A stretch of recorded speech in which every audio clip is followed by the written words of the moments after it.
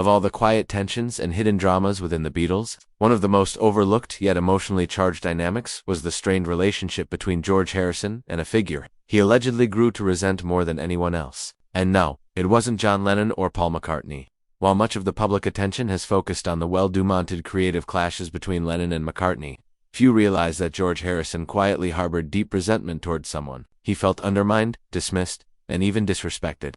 His talent for years, that person, according to several accounts and subtle admissions, was none other than Paul McCartney. Though they began as close friends and bandmates, George eventually grew tired of what he perceived as Paul's controlling behavior and perfectionist attitude, especially during the final years of the Beatles. During the Let It Be sessions, this tension came to a head with cameras capturing a famously uncomfortable moment when George sarcastically told Paul, "I'll play whatever you want me to play, or I won't play at all." The remarks, said with a forced smile, barely masked the frustration simmering underneath.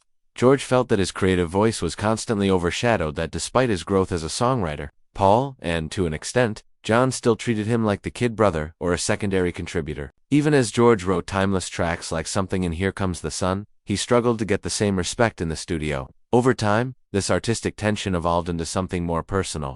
George reportedly felt that Paul didn't just dismiss his songs, he dismissed him as a person. Friends close to George have said that he found Paul to be overbearing, emotionally distant, and obsessed with control. And while George eventually forgave many people in his life, some sources suggest that reconciliation with Paul never fully happened on a deep emotional level. Despite their public appearances and brief musical reunions, George kept his guard up, often keeping his true feelings reserved for private conversations. According to a few insiders, George once admitted that Paul was the hardest person for him to truly love, not out of malice, but because he never felt fully seen or valued by him. In the end, George Harrison may not have openly feuded like Lennon and McCartney, but his quiet anger toward Paul was real and perhaps deeper than fans ever imagined. It's a painful reminder that even among legends, unresolved emotions can linger long after the music fades.